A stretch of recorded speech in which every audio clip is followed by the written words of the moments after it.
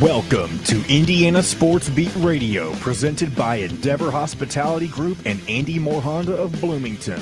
Looks over the middle, second guesses, fires, throws. Does he make the catch in the end zone? Yes! Touchdown! Oladipo to win it. Another one! He got Another one! Oladipo! Another one! Huge hole! He's at the 30! He's gonna go! 10, 5, touchdown! Jonathan Taylor! Galloway finds Rob Finnessy, who fires the three in. He hit it! Now, from the Golf Club at Eagle Point Studios, here's your host, Jim Coyle. Hello, everybody. Welcome aboard another Monday edition of Indiana Sports Beat Radio, coming to you from high atop the 18th fairway from the Golf Club at Eagle Point in Bloomington. Hope you're having a great start to your week. Hope you had a great weekend. Hope if not, we're going to get you headed in the right direction.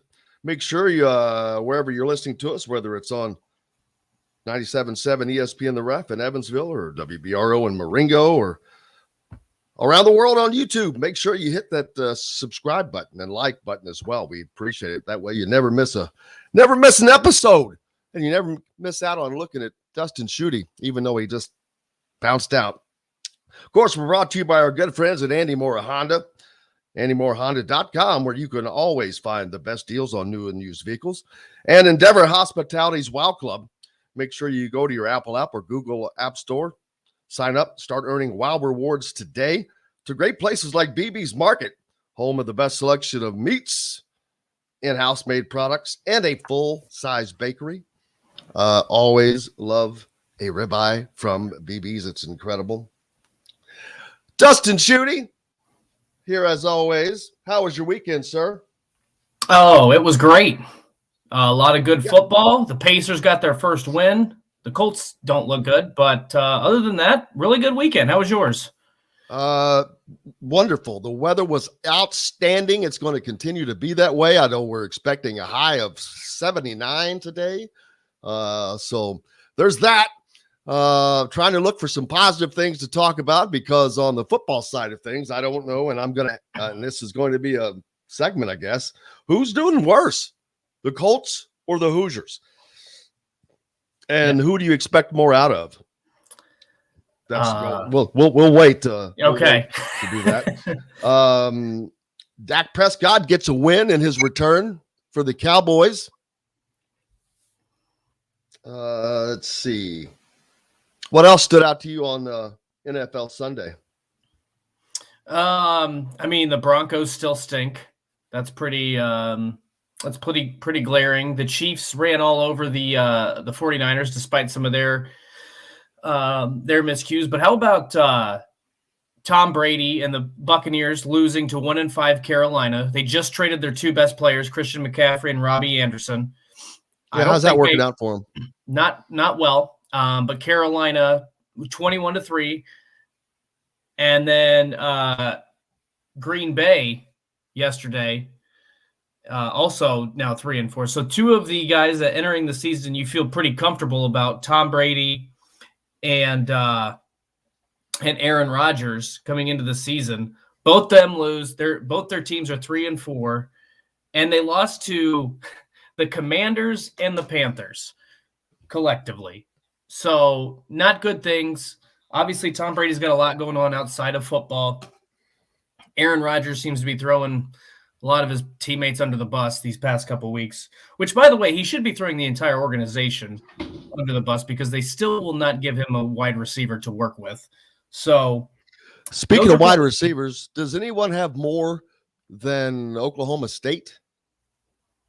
Probably not. They go down and they just kept putting more out on the field. They lose the wide out and they keep. That was a great game. That was one of the great games we'll talk about. Actually, Ohio College State game day is, well, they very well might.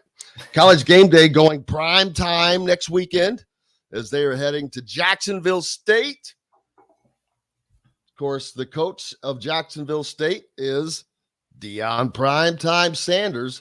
I can't think of Jacksonville without thinking of Whataburger, so that's the first thing that comes to my mind. Jackson State, Mississippi. Yeah. Oh, that's right. I get that confused. See, you get the thought of Whataburger in my head. it goes out the door. So Jackson State is in Mississippi? I'm almost 100% sure. I could be wrong on that, but I'm pretty sure because there's it's very weird. There's a Jacksonville State, which is in Alabama, and then there's Jackson State, which I'm pretty sure is in Jackson, Mississippi. Yeah, I there's too many to keep track of. Yeah, Jackson it's very State tough. football. I can't get this thing widened out. Yeah, Arena, Mississippi Veterans Memorial Stadium. So of course they play in Mississippi. Doesn't say. I still haven't seen the exact town yet. So, but Mississippi it is. So that's a little. I did not know that. But of course that's just. I haven't paid a great deal of attention to them. Let's see, where are they? Jackson. We got married in a fever, hotter than a pepper sprout. You've been waiting for that. Serenade on this Monday morning. There we go. So there's that. That'll be cool, though. I like seeing that because they'll go crazy. They'll love that. Yeah. How about Peyton Hendershot? Yeah, man, still doing it. I saw that catch, by the way. So yeah, Peyton Hendershot, you talk about getting action. How many touchdowns has he caught? This is not the first one. 2 or 3, maybe. I actually don't know. I haven't followed the Cowboys that closely. I think he had one a few weeks ago. I'm going to look at the stats right now. I thought he's had 2 or 3, but I could be wrong on that this season. No, that was listening to us from after foot surgery. So thanks, man. Michael, the Music Man, on 5 Left's already on. Go ahead. That was his first. He's caught a lot of throws, or Sean says trying to find some level of optimism regarding the football program, but really struggling from administration down without substantial help. He just doesn't see the program being 500 anytime soon. Yeah, we're going to talk about that. Mike's on already. Forrest on early. Pete on early. From up north. Mike, the truth is on early. Holy moly. It must be because Don Fisher's on today. Guys are on. Tanis, Jennifer, a fine human being, says Evansville Memorial Girls Soccer are headed to the state finals again this weekend. So go Tigers. Congratulations. The Fighting Pat Grahams. There you go. So good luck to them.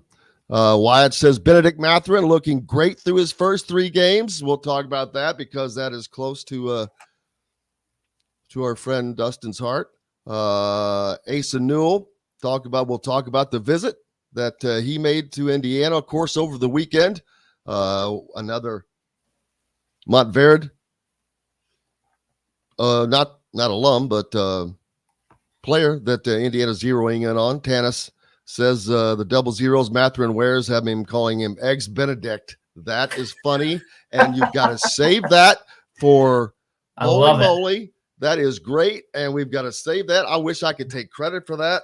I'll take half credit for it when we give it to Chris Denari on Thursday. Yes, but Tanis, that is absolutely that's pretty quick. I like that. I love it. So yes, good. That's funny. Robert says having followed. Oh yeah, let's see, Jackson. Yep, Jackson is the capital of Mississippi. That's right. We talked about Peyton Hendershot. We'll talk a little bit more about him. Sean asking, at what point does the athletic department take what should be the largest money maker? I agree with you, but at some point it gets concerned with it gets concerned the Big Ten will drop IU football. Not gonna happen. No. First of all, no conference is ever going to have every team that is good. You cannot. It just doesn't work that way. It never has. It never will. Now a little more parity, like, well, let me ask you this: what would you rather have? Better parity. And this is a great segment, actually, that will be something great to talk to with Dustin Dopirak when he comes on. So I don't want to get into this too much, but what as a fan, what would you rather have? Better parity like the Big Ten West, or dominance and deference below.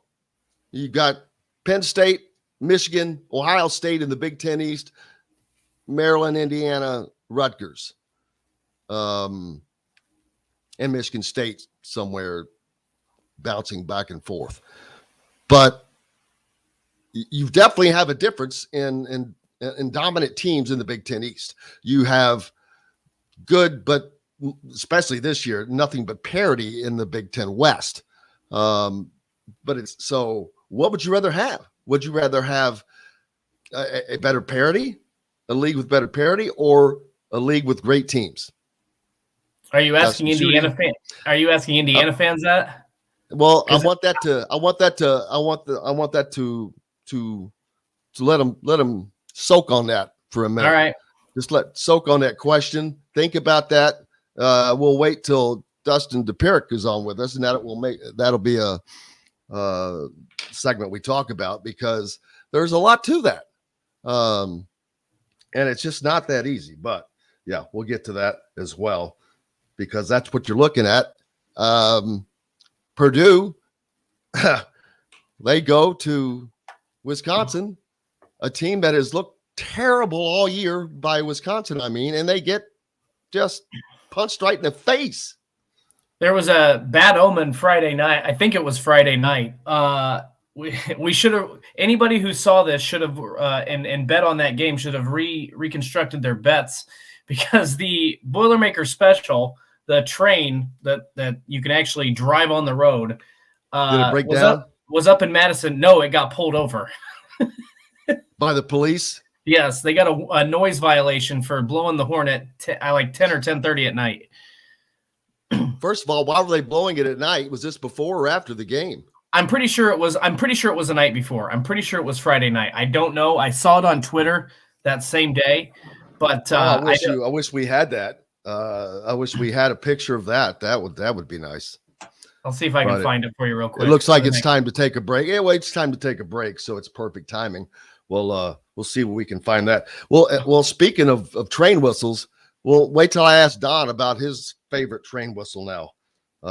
If you happen to listen to the game on Saturday. Don Fischer up with us here next.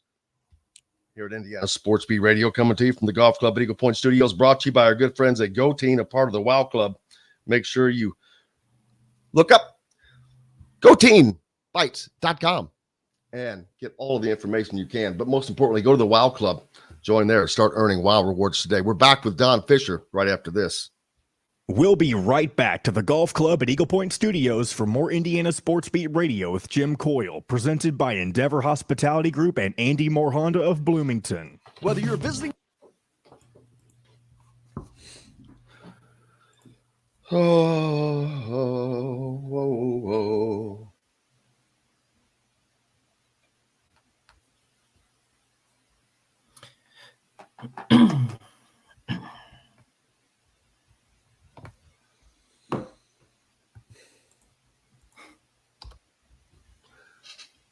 What's up?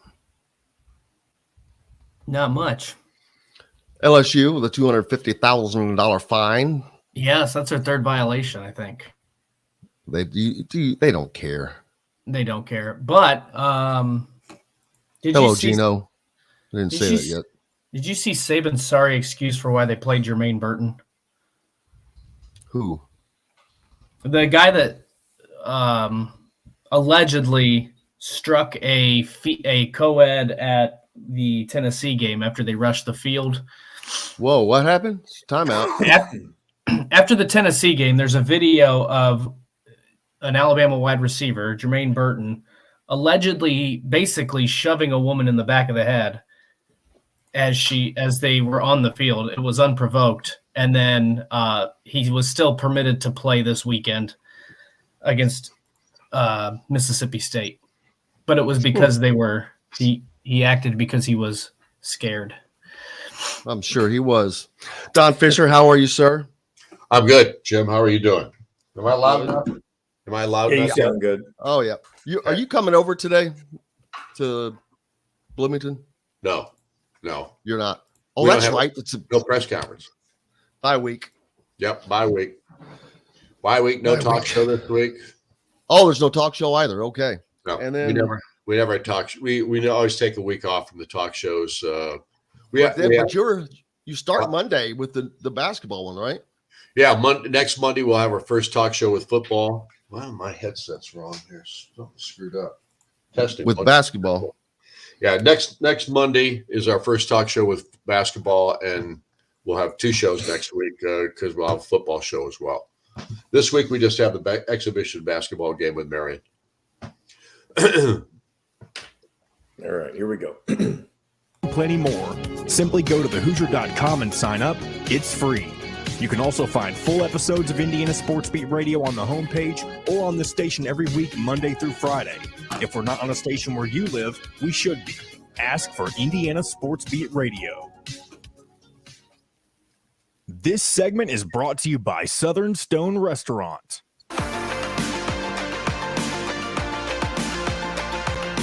Now back to the Golf Club at Eagle Point Studios for more Indiana Sports Beat Radio with Jim Coyle, presented by Endeavor Hospitality Group and Andy Moore Honda of Bloomington. Welcome back here on this Monday, Indiana Sports Beat Radio coming to you, and that means the great Don Fischer joins us now, brought to you by Southern Stone Restaurant, where each Monday and Wednesday for right now you can find Inside Indiana basketball and football beginning next Monday. No shows this week because of a bye week with football, but next Monday, the first one was Mike Woodson. So, man, you'll be pulling double duty, Don. November is always chaotic and busy and crazy because you've got football and basketball games. You got talk shows for both coaches. It's a bit of a it's a marathon of things that you have to do, which is obviously a lot of preparation for both games, for both sports. So it's fun. It really is. And of course it's fun for the fans because they got as much, if they're really psychos, they want to go out there and see everything that's going on. They get a chance to do that in the month of November. So it's interesting. This past weekend, unfortunately, did not work out for Indiana football. It started out with a bang. Man, and I wish we had the call right now to replay. It was a great call. But Indiana gets its first kickoff return for a touchdown since 2012, a decade. That's crazy. Well, Jalen Lucas is a dynamic football player. It's that simple. And this young man is, if he hangs around at Indiana, he's going to have a heck of a career because they need him. They need to utilize him in my opinion, in different ways, just to get his hands on the football. And I don't mean running it up the middle.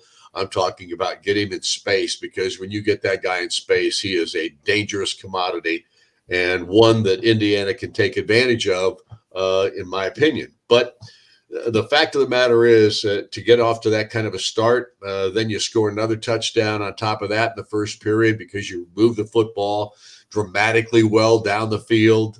Connor Bazelak takes it into the end zone on a run. You're up 14-0. And then everything starts to piddle away, is the best way to put it, I guess. Slow down. Nothing seems to work offensively. You do get a drive going in the second quarter with Cam Camper, a big part of that drive. And the next thing you know, he's on the sideline injured. And from that point forward, this football team looked like it just was out of gas. It just did not play the same way. The offense couldn't get anything going in the second half. 1, 2, 3 and out, 1, 2, 3 and out, 1, 2, 3 and out, punt. Honestly, it was very disappointing. And, it's frustrating. I can't conceive. I'm as frustrated as I am as a play-by-play guy. I could only imagine the frustration of the coaching staff, of the players. Everybody's frustrated. And, of course, the fan base, of course, is throwing up their hands, and it's over because the schedule is just so brutal the rest of the way. But they do have a bye week. This is a football program that needs it right now. They had so many players that came off the field with injuries in that ball game on Saturday. Rutgers is a tough football team, and we knew that going in. They're tough. They're physical. Greg Schiano is a coach that believes in physicality. I know that the NCAA has mandatory rules about how you can only tackle so many times, and we all know that Indiana will follow the rules right to perfection. But I guarantee you that these are programs, every place else, I guarantee you they are tackling. And the rules on tackling these days and preseason and all that kind of stuff, they're still tackling. I don't give a you can go anywhere, and I guarantee you, if you had the spyglass out there to take a look at these programs that are good football programs, they are hitting and they are tackling. In Indiana, we do it like they say to do it. It makes me wonder, Don, too, if Northwestern is kind of that same way, because I feel like Pat Fitzgerald is very by the book, and Northwestern's defense has taken a downward spiral dramatically since they imposed those rules. So just you bring up an interesting point, something I hadn't thought of. That's beside the point, though. Some of the things I noticed on that first touchdown drive when the offense was on the field, Don, I want to get your thoughts on this because you were up close and saw it. It looked like they were trying some new things. We saw the option. As you mentioned, Connor Bazelak runs an end around and they score a touchdown on that play. It looked like the offense to me, that first possession was really creative. And I don't remember it being that creative the rest of the way. Now, I think Rutgers is really good at making adjustments, but that first offensive possession, it was like, okay, here we go. They're trying something new to move the football. And then it seemed like almost they got a 14-point lead, and they just tightened up. What did you see the same thing, or were they just unable to move the football because Rutgers made adjustments?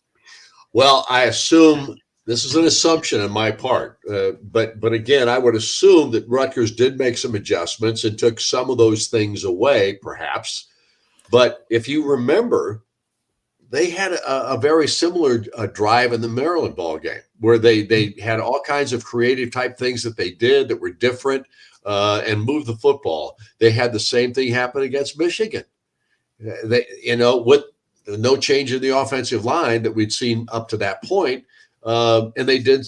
So I don't know. I don't know what happens why all of a sudden they start being bogged down. I can't understand it either. So I'm not a coach. I'm not an X and O guy.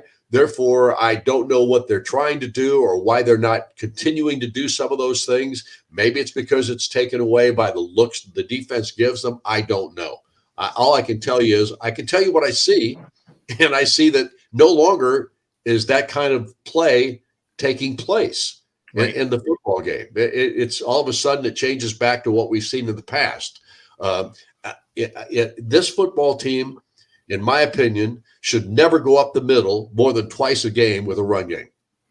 I mean, literally. Because I'll tell you why, Don. You've got Sean Shivers who's getting the ball. He had 4 rushes in that game. He gained 5 yards. So he's 0.8 for an average, where when Josh Henderson, who I still do not understand why he does not get more touches, has 4 touches on the ground, averages nearly 8 yards a carry. Jalen Lucas, 6 touches, 27 yards, nearly 4.5 yards.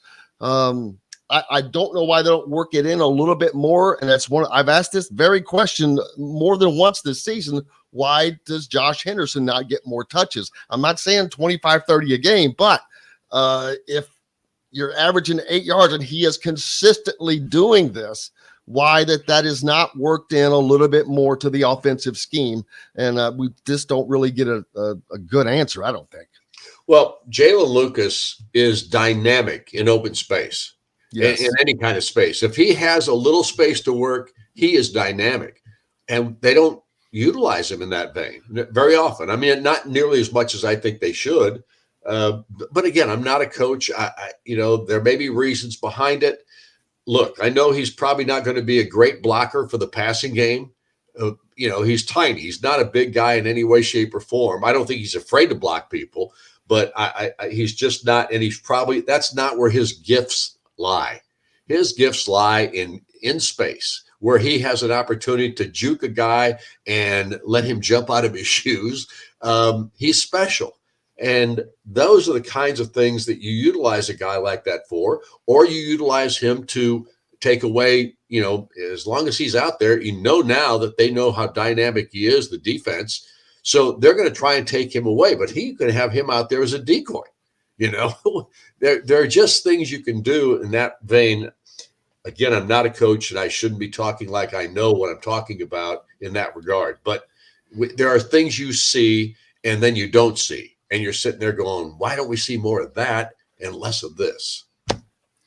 Unfortunately for the Hoosiers, and I'm just being real, the hopes for bowl eligibility are just really, really slipping away, if not have already done that. I mean, I'm just being honest. I don't expect them to beat Ohio State. I don't expect them to beat a Penn State who just had a big win this weekend. Going to Michigan State is going to be a gigantic challenge.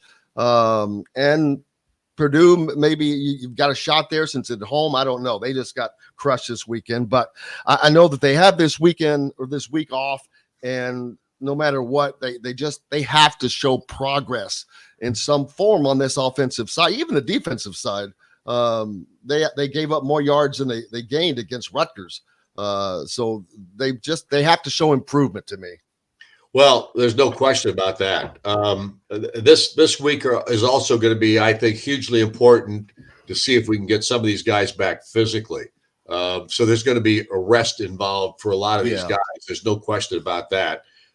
Especially the guys who have played a ton of snaps this year. I mean, we still don't have Cam Jones back, which is good as some of these other linebackers have played.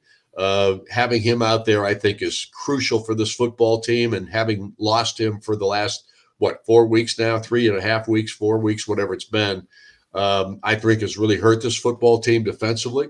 Absolutely. At the same time, these other guys have stepped up and played well, but we still see too many mistakes, too many missed tackles on defense.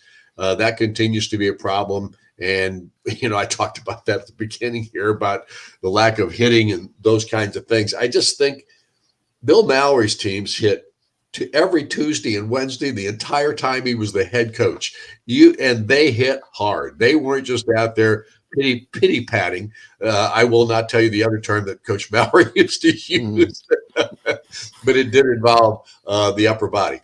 And they went to 6 of 8. They went to 6 bowl games in 8 years too. Right, exactly. So anyway, long story short, this bye week comes at a very opportune time, hopefully to get some guys back healthy again. That's number one. Number two, hopefully they can continue to work with that offensive line to get it better. Rod Carey, I think, has done a magnificent job in that vein, working with Walt Bell. I think Rod has probably had something to do with a lot of what the system or the play calling and that kind of thing has had it been involved with this thing. But they just have to sustain things. They've got to get better in sustaining and consistency with their plays. I guess I was most surprised by Dustin and Don is just the second half. It wasn't even just the second half. It was, I guess, the second, third, and fourth quarters. They just had nothing. It was just a big goose egg for the offense. They just couldn't do anything. I know the field position was not great, but man, they just could not put together a sustained drive. Yeah. Well, go ahead, Dustin. Well, I was going to say, and not only that, but they put their defense in a bad spot because of the pick six. So you're playing behind there. It's just, I don't know, when you can't run the football and the other team knows that, they can then hone in on the pass. And I just feel like that's the kind of adjustments teams are making later in games. They say, okay, well, Indiana's not going to be able to run no matter if we have a 3-man front, a 4-man front. We could do a 1-man front, and they may not be able to run the football. So I just think that they've got to be more creative. I want to see more of those drives, even if they don't work at 3 and 5 right now. What do you have to lose? Put more of those drives we've seen in the Maryland, Michigan, and Rutgers game together. If you score, great. If you turn the ball over, I mean, like I said, at this point, you have nothing to lose. Nobody's going to pick you to win a game the rest of the season. Have some fun with it and try to get some of those guys done that you mentioned, Jalen Lucas, Josh Henderson. Try to get those guys the ball experience. Heading into, I know I'm cutting the season short here, but at least get them some experience, some good snaps, and try to make some improvements the rest of the way. No question. Because Indiana's remaining schedule, Don, of course, as you know, they host Penn State, but then they travel to Ohio State, travel to Michigan State, and then you host Purdue. So there's nothing easy about the rest of this year. So, and there's, like Justin said, you've got nothing to lose. So let it out there. But I think that they've gotten a little conservative, not with throwing the ball, but being able to mix it up and getting these guys involved. Get them involved. There's no way you cannot run against every freaking team that you play. I just look at these stats and I'm like, There's no way you cannot run the ball against Rutgers. Rutgers hasn't beaten anybody, but yet they couldn't. And I don't understand that. It's just mind-boggling to me. Well, Rutgers, here's one thing I will tell you, and this is just a fact. Rutgers defense is the strength of their football team, and they are very good against the run, and they have been all year long. So that was going to be a tough sell no matter what if Indiana was going to be able to run the football. But not to be able to do it any better than they did is what is the problem, because you can't look, if you've got a guy like Jalen Lucas. Look what they did with Aaron Cruikshank, what Rutgers did with Aaron Cruikshank. They ran him at least 6 times on a jet sweep, maybe 7 times. He averaged 12.8 yards a carry, Don.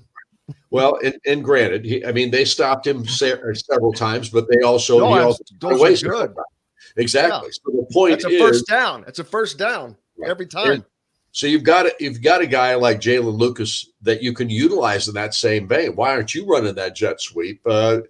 Maybe they practice against it and they're pretty good against it defensively, but hey, that's a weapon that you can try to utilize.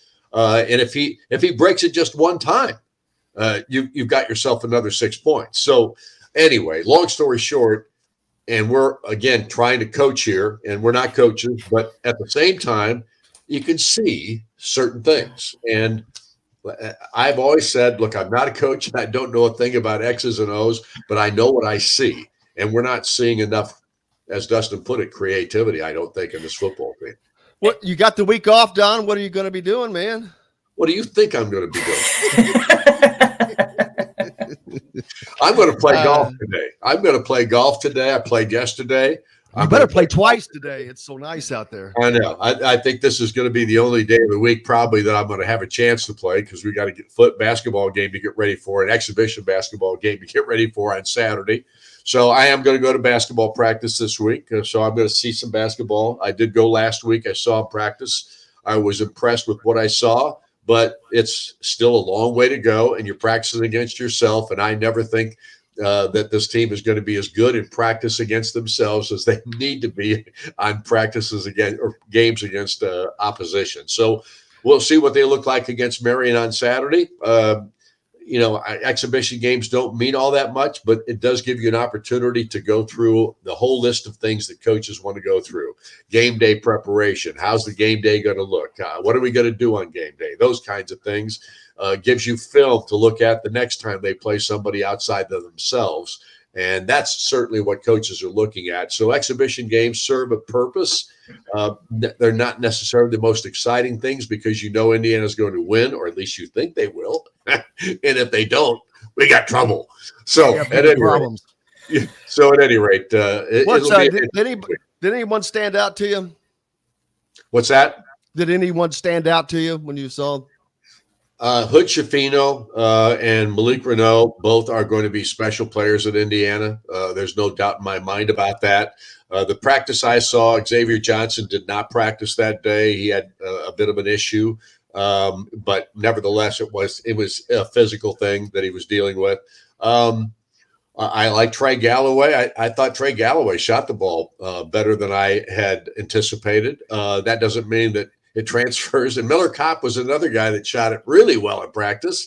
Hopefully that transfers to games. I think he's going to. I think he's under a lot less pressure this year, and just he got through whatever it was last year. And this year, like at Hoosier Hysteria, he just looked like, he reminded me of Pat Graham. Just is very fluid, very easy. Just so we'll, like you said, though, we'll see if that translates into games. But I think that he's gotten past whatever it was that affected him last year. Well, I hope that's the case, because he could be such a factor for this ball club if he can shoot it like he does in practice right now, because he is shooting lights out, and there's no doubt about that. But when the lights come on, it's a different ball game, and sometimes there are guys who play when the lights come on that didn't practice all that well. There are guys who, when the lights come on, they don't play nearly as well in a real game as they do in practice games. So we'll just have to wait and see. But I do think this team has enough talent to be a factor in the Big Ten, no doubt about it. We'll look forward to it, Don, and you can make sure you watch Cal Schwarber in his second World Series. Absolutely. You got to love that kid. I mean, he has survived, when people thought his career was over with, that guy, and then he just rejuvenated. It's like every time he makes a move, he goes someplace else. The next thing you know, he's a factor again. So juice. Kyle, about every 3 years, buddy, you might want to take on the new team. The great Don Fischer. Make sure you stop in and see him at Southern Stone starting next Monday and Wednesday. Back with more. Don, thank you, sir. Appreciate you. Good. Thanks, guys. We're back with more, brought to you by our good friends from Southern Stone, located at Patterson and Rogers in Bloomington, where you can go for the Coaches Show each Monday and Wednesday right now. Inside Indiana Basketball starts next Monday, and Inside Indiana Football will continue next Wednesday. No shows this week.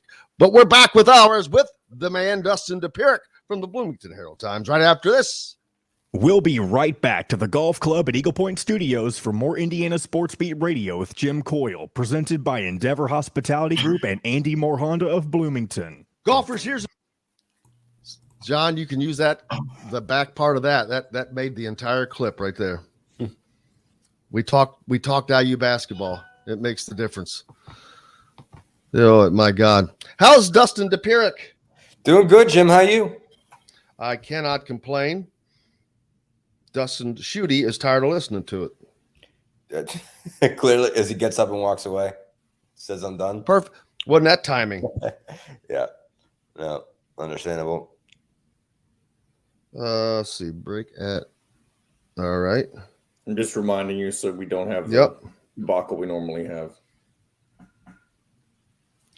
Excuse me. Let's see.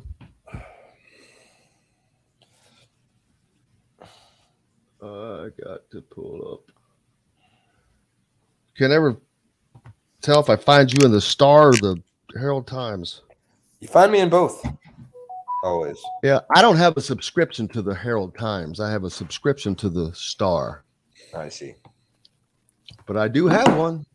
That's important. That's all that matters. I ain't lying when I say it. I do have one. We will take your money, wherever it comes. Whatever avenue it comes through. I believe in local papers, man. You gotta, but of course that's really kind of passed. But except for the big cities, the paper itself has passed. But I like holding the paper. I do. I'll go in, like if I were to go into lunch at Crazy Horse today, first thing I'm doing is I'm grabbing a Star and I sit down and read the paper. Yeah. No, that helps. I mean, we just, we're different with deadlines now. We don't hold stuff for anything anymore, but we still produce a pretty good print thing, I'd say, once it's all said and done. What was the last thing you wrote? The IU hoops? It doesn't. I don't know who's buying. I just tweeted this out. I haven't read Zach's story yet, but I tweeted it. That was Zach's story. Okay. Yeah, he did a thing on the second team, which I think is important, and I might try to brush up on it in like the minute or so we have before we get started. Yeah, 20 seconds. 20 seconds? He's got time. Again, he got plenty of time. Yeah, I mean, we've talked about it, so I have a sense of where he was going. Here we go. Bloomington's #1 Honda dealer. Get more to your door with AndyMooreHonda.com. Come see us at the all-new Andy Moore Honda, now in Bloomington. This segment is brought to you by RE/MAX Advanced Realty, Indy Home Pros team by Cheryl Sizemore. Now back to the Golf Club at Eagle Point Studios for more Indiana Sports Beat Radio with Jim Coyle, presented by Endeavor Hospitality Group and Andy Moore Honda of Bloomington. Welcome back. Indiana Sports Beat Radio here on this Monday. Hope you had a great weekend. The weather was outstanding, and it is going to continue as the sunshine just keeps rolling as Dustin Dopirak joins us from the Bloomington Herald-Times, bringing in his ray of sunshine with him. How are you, Mr. Sunshine? Everywhere I go, Jim. Everywhere I go, Brought to you by our good friends from RE/MAX Realty. If you're in the market for a home in the Indianapolis area, you need Cheryl Sizemore and her 2 decades of experience. It could be the difference between you getting the home you want or not. Reach out to her, Cheryl at IndyHomePros.com. The weekend was great for college football. If you weren't an IU fan, and some others, but IU in particular, who we're talking about more. But that was another game that you're just like, okay. I mean, I don't want to use the word ineptitude for offensively, but they were offensively inept. I mean, they couldn't do anything. What I don't know. Insert whatever word you want to use. Whatever word they you use. I mean, I think it's still the it does come back to just the up-tempo offense and how it works. I mean, basically, when they can get a first down, and get rolling, they have a chance of putting together a pretty good drive. But about way too much, they don't. They don't get one, and they're off the field. I mean, I think it was three and outs to start the second half. I mean, I think they ran 6 plays in the third quarter offensively.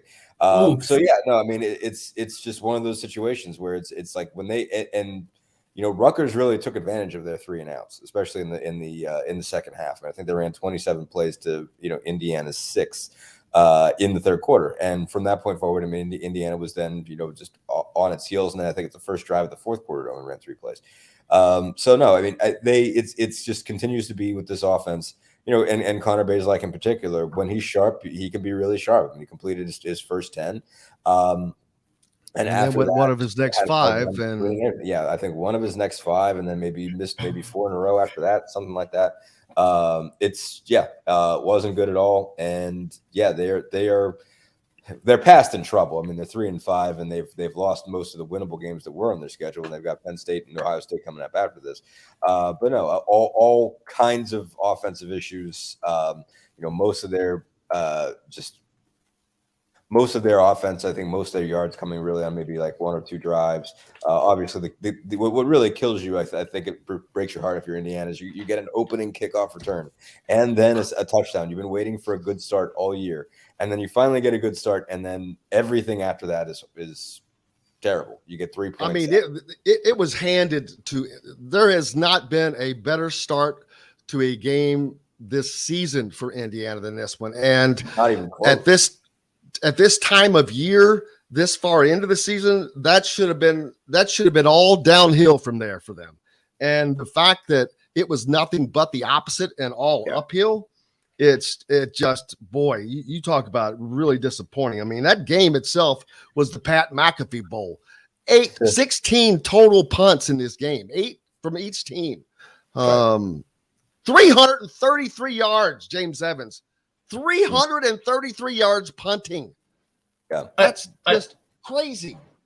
Another thing I want to add to this is not only did Indiana get off to a good start, but if you go back their first 3 drives, obviously they had the kickoff return for a touchdown. They had an 11-play, 91-yard touchdown drive. And then even the third drive, after that third drive, 8 plays, 22 yards. I thought to myself, okay, at least it's not a 3 and out. At least it looks like they're going to be able to move the ball, because having 8 to 10 plays and still punting is a hell of a lot better than a 3 and out. You can play field position. It gives you a chance of defense to rest. But after that drive, that pretty much went out the window. They had 4 plays, 3 plays, 6 plays, 3 plays, 3 plays, 3 plays, 3 plays, 5 plays, 2 plays, 3 plays, 8 plays. Yeah, I mean, sounds like a song. If you were able to just put together, even if you're punting, that gives your defense a break. It gives you some offensive momentum. It wears down the defense a little bit, and you can play field position. Like when it comes crashing down for Indiana's offense, I mean, they can't get past folding chairs. Yeah. No, I mean, you have 3 of those 3 and outs are 0 yards or less. Yeah. Or less. They had 2 where they got 0, 1 where they got -2.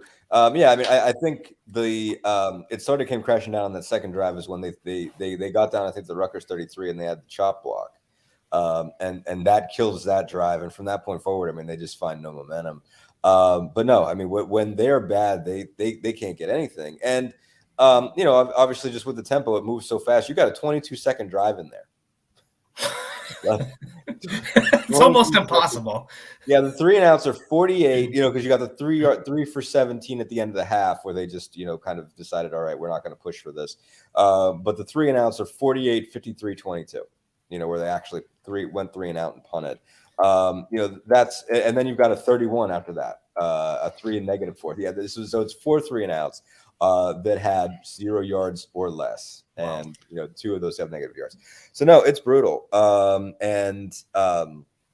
Yeah, not a good point. So Sean asks, at what point does the athletic department take what should be the largest moneymaker seriously? I think that's the tough question with it.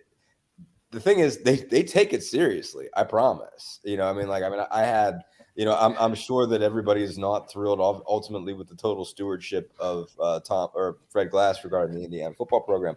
But I talked with him about Indiana football for years and what they needed to do and everything like that. Think about the gobs of money that have been thrown at this program over the last 20 years. Yeah. You could say, okay, well, their facilities, like, what did this stadium look like in 2002? I remember, I came here as a Penn State, student journalist to cover Penn State against Indiana in 2002, and Larry Johnson ran for 327. And we stepped on the field afterwards, and it was like green sand. Not only do you still have the open, end zones in both areas, but the field was in atrocious shape. And we go, interview Joe Paterno, and not to dig into Joe Paterno, but at this point he is an old man, and we're in, the storage shed down there in the just basically in the south end zone. And it was just like, what is this place, man? And they've invested a ton of money in the facility. They've thrown a ton of money at coaches, a ton of money at personnel. And for a period had a fair decent amount of success. And I think Indiana fans are really, really bothered right now. But because I think their thing is you're not taking it seriously if you don't throw $25 million at a buyout here. No. I'm not even suggesting that. That's not. Indiana's not going to do that, though. My take is this is how hard it is. Yeah.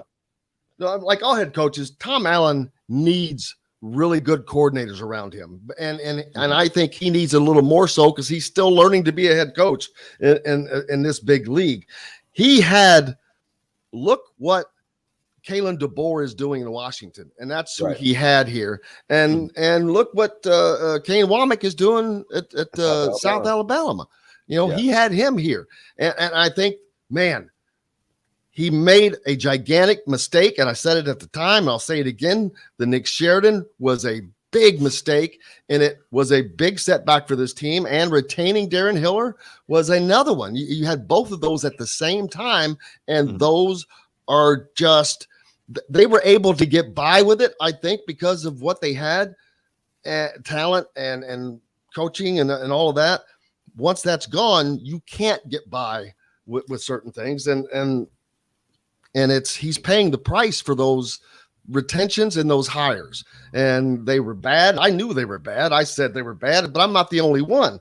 And that to me is what is really sent them in a spiral, because they had the talent look what Michael Penix Jr. is doing. He's just slinging the ball all over the place for 400 and 500 yards. Here's my question to Dustin. And I have started to think about this a little bit more as the season has progressed. And Indiana really hasn't made a great hire in terms of the coordinator situation. I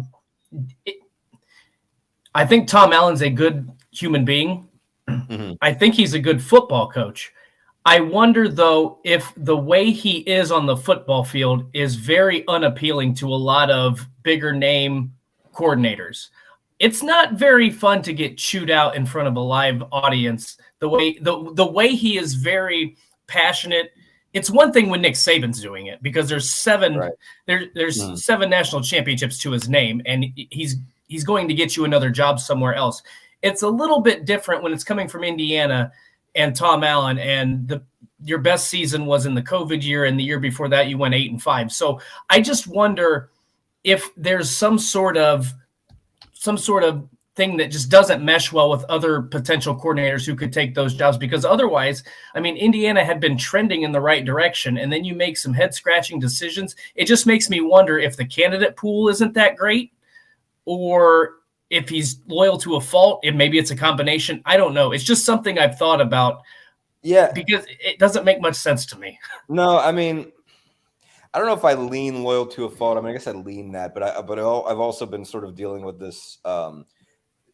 You keep getting Twitter comments of like, he hired his best friend and he only cares about, like somebody was sort of telling me this week that they think, it's like all of his hires have been based on like personal friendships. And I'm like, I mean, he barely knew Walt Bell. Right. Yeah, right. that's not true. And I don't think he had any connection to, his, Kalen, and I don't think he didn't know Kalen DeBoer doing poorly. Yeah. I mean, in the beginning, Henry, that's Jake true. Johnson. But you know what? Like, that's kind of what you do in the beginning, and you don't know a lot else. I mean, yeah, right. he did that. You go with guys you've been with, and I don't think like they're like Darren Hiller's his best friend. I'm like, he coached with Darren Hiller for 1 year before Indiana. Yeah.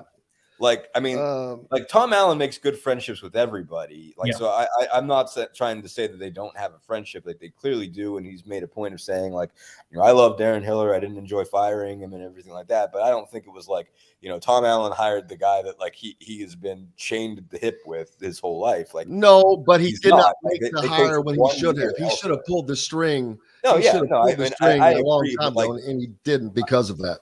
Yeah, I agree. Twice. But I don't think. I mean, maybe he gave him a little bit more leeway because he likes him, but I don't think like he clearly didn't have such a, bonded friendship that he couldn't fire him in midseason, like, right. I mean, they could only be like, I don't want to say they could only be so close. Like I said, I believe Tom Allen loves his friends and stuff, but like, I don't know that I think there is loyalty to a fault on some level. I mean, but on some level, I think he's just guessed wrong. In a couple occasions. I mean, I think he thought Nick Sheridan earned it, but I mean, I think there are money parts of this as well. Feeling like, okay, I went out and spent $1 million or $950 or whatever it was on Kalen DeBoer. Money's getting tight. But I think that I do think in Sheridan's case at least, I think he thinks, okay, this guy earned it. This guy earned the promotion. Yeah, but see, earning it and being the best available candidate are two different things. But I agree. I agree. I certainly agree. If there's anything that he's doing there, it's the sense of you've been on my staff, we've been successful, you've been around long enough, it's your time. And that doesn't work for me. So yeah, but it doesn't work when it doesn't work. But when it does work, yeah, no, we got to take a break. But when it does work, you're supposed to promote people. Yep. We've got Dustin Dopirak with us from the Bloomington Herald-Times, and Dustin Schutte, of course, from The Outsider, but he's always here with us as co-host. Brought to you by our good friends at Barbara Pop Real Estate. If you're down in the southern Indiana, Louisville, Floyd, Clark, Harrison, Scott County areas, they have served those communities for 3 decades. No one can get you in the home quicker and less expensive than Barbara Pop Real Estate Services. Reach out to Barbara at barbarapop.com or Matt Lincoln, Matt@barbarapop.com. We're back with more Dustin Dopirak and Schutte right after this. We'll be right back to the Golf Club at Eagle Point Studios for more Indiana Sports Beat Radio with Jim Coyle, presented by Endeavor Hospitality Group and Andy Moore Honda of Bloomington. Andy Moore Honda. So we should I need to do a segment with you guys called Dust in the Wind. When I was little, we are. Anyway, go on. When I was little, my parents told me that song was written about me. And I was alarmingly old enough. Well, they should have. Your middle name should have been, if your middle name had been The Wind. Yeah, I don't know that what would have made better sense. I mean, Dustin, but how do you feel wind? about that? I mean, I feel like I don't know if my parents told me that. I don't know how I'd feel about that. Like, what? Yeah, that means that means you're nothing. Just dust in the wind, about man. like the meaningless of existence. Like, I don't. We're talking. I mean, I was like 5, so I was not understanding song lyrics. It wasn't like I was 14. Yeah, I mean, yeah, fair. Yeah, like it's like okay. Anyway, so here's the question that I don't know if we'll do this on air. I don't know if you're talking about basketball next segment, but like somebody brought up the financial investment for football. The direct, what would be the opposite of that is that Tom Allen had to take money out of his own salary, to get rid of Nick Sheridan. Which I think is what some people are like, well, are we invested in this or are you not? Are you in with Tom Allen or are you not? Like that I don't know that that's a huge deal, but see, I don't have a problem perception. With that. And I don't either. I also the thing I saw and I meant to talk about was a Scott Frost contract. Did you see that there was supposedly specific language in there of wins, of reaching bowl eligibility, of this, that, and everything. That should be part of people's contracts. I don't know why. Reach it. I wouldn't do that in Indiana, man. I wouldn't do that. Now, I'm not saying Indiana necessarily, but I'm saying that should be that. And then here's number 2. I want a freaking 2-year commitment out of you. If you're coming on as an OC, I don't care. I want a 2-year commitment. I want to know you're going to be here for 2 years. I don't care if Florida State comes calling next year. I want a 2-year commitment. What if you don't want him? 30 seconds. What if you don't want him? I mean, like Tom Allen didn't want Carlton Warren again. Like, no, he got rid of him. And he got rid of him. We didn't get rid of him. He went to North Carolina. Like Tom Allen wasn't trying to stop Carlton Warren. That, and there are 2-year commitments, but there's also they pay for that if they decide that they're not going to. Yeah, here we go. 0961. Cheryl Sizemore from Remax Advanced Realty. Let Cheryl Sizemore get you in the home you want today. Cheryl at IndyHomePros.com. This segment is brought to you by Feast Market and Cellar.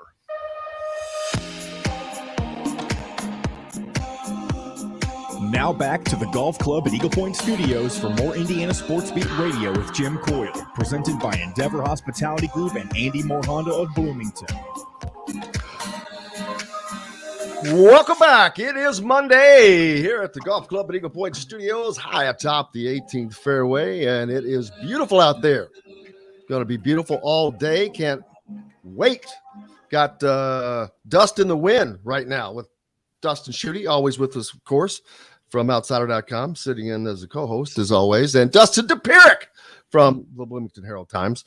I know you didn't write this piece. It was Zach talking about Mike Woodson using the NBA style of coaching. There was a lot of talk last year of, the 2 units.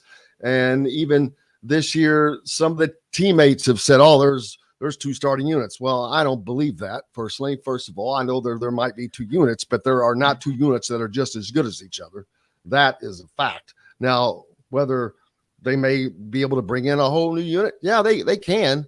Don't know what the fall off is going to be. I don't think it would be like it would have been last year if they do that. But it's going to be interesting to see. Don Fischer was on with us earlier.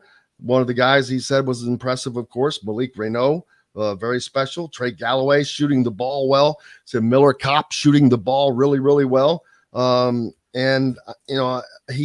Kopp shot the ball really well at Hoosier Hysteria, Dustin, and he just looks more relaxed to me now. And I compared him to Pat Graham. He just got that very fluid motion, and we'll see if that transfers to the court. But I think that whatever pressure or whatever it was that got to him last year, he seems to have gotten past that. Yeah, I'm interested in as terms of how dynamics are going to be different. I mean, obviously, he was a first-year guy, and they needed somebody to hit threes. I don't know if it made a difference that there were 2 spot up, don't really do anything else but shoot threes guys, that couldn't create between the 2 of them. And Stewart and Kopp starting together. I mean, did that ultimately, lead each of them to be better defended, or just ultimately lead to more stagnancy when it's just you had Xavier Johnson trying to create everything, like obviously centers of gravity in the middle in Jackson Davis and Thompson. And then, these 2 guys just sort of sitting out on the perimeter, hoping that something was going to come. And it took, I think, Johnson a while to really know how to play with them or to really even like throw back on a pick and roll, basically like be able to kind of know where something is behind him and know when to not even pull back, but decide that he's going to kick it. Even if he's sort of past the level that those 2 guys are at. I don't know. I mean, I don't know what held them back, but obviously, like you said, you got to wait to see in games. I mean, I imagine Miller Kopp looked perfectly fine shooting the basketball last year. We didn't see a ton of it. We didn't. I don't know if we saw anything prior to games last year. Obviously, because we're still dealing with enough of COVID that not a lot was open. I'm trying to think. I don't think I went to Hoosiers area. I think there was football reasons for that. I think there was football that night. Or that weekend, at least. I think IU was at Michigan, if I'm not mistaken. So like we didn't get as much even to process about, how he was shooting the basketball. But, he does seem more confident. But again, I'll just be interested to see what that looks like. Now, he's going to have more creators on the floor no matter what you do with them. I think if you've got Johnson and Hood-Schifino together, those guys obviously can both create off the bounce. I think Tamar Bates is going to be a lot more confident in those scenarios. They're obviously getting him some work playing point guard. If they're going to do a second unit, it seems like if they're going to do a second unit and Hood-Schifino is not going to lead the second unit, it seems like Tamar Bates is going to lead the second unit, which is interesting because obviously he was sort of recruited, operated wholly as a 2 last year, but he's getting a lot of 1 work and we'll see how that goes. Galloway can obviously handle the 1 if necessary. It's not his best, best place, but he could do it. So you're going to have a lot of guys that can make plays off the bounce. And you've got more guys who can shoot off the bounce this year than you did last year. But, Kopp becomes sort of the one guy that is a true catch and shoot guy that's not going to require the ball in his hand very much. And I guess Anthony Leal too, if he gets some minutes, but, Kopp, that could work for Kopp basically. If there's less of a situation where like Stewart and Kopp, it's got to be one of you two guys. You guys got to hit threes because there's nobody else who can do it. Where it's sort of more of a scenario where everybody can shoot, but Kopp is the guy that can truly get himself lost.